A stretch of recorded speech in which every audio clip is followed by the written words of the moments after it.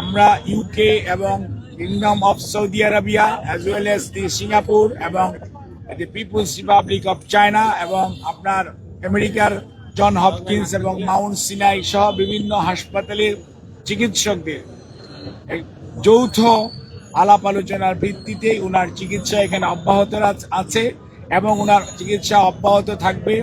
আমরা আপনাদের মাধ্যমে দেশবাসীর কাছে এবং সকল মানুষের কাছে ওনার সুস্থতার জন্য আমরা দোয়া চাই এবং মনে রাখতে হবে চিকিৎসার ব্যাপারে ওনার জন্য সারা পৃথিবীর নয় সারা পৃথিবীতে সবচেয়ে ভালো যে চিকিৎসা ব্যবস্থা করা প্রয়োজন সেটি ওনার জন্য এখানে করার আয়োজন করা হয়েছে এবং আমরা যত তাড়াতাড়ি সম্ভব যখনই শারীরিকভাবে চিকিৎসকরা বিশেষ করে মেডিকেল বোর্ড এই দেশি বিদেশি চিকিৎসকদের সমন্বয়ে গঠিত এই মেডিকেল বোর্ড এই ওনাকে দেশের বাইরে নিয়ে যাওয়া ব্যাপারে কোনো ধরনের পরামর্শ দিবেন আপনাদের মাধ্যমে।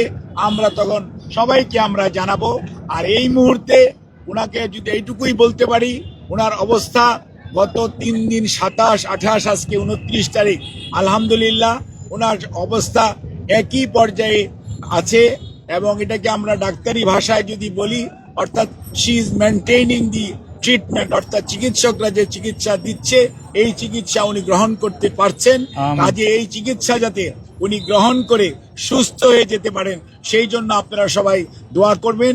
আর বিদেশ যাওয়ার বিষয়টি নির্ভর করছে সার্বিকভাবে শারীরিক সুস্থতা এবং মেডিকেল বোর্ডের সিদ্ধান্ত এবং সুপারিশের পরিপ্রেক্ষিতেই সেই সিদ্ধান্ত পরবর্তীতে গ্রহণ করা হবে, আপনাদেরকে জানানো হবে। আপনাদের সবাইকে অনেক অনেক ধন্যবাদ। Thank you.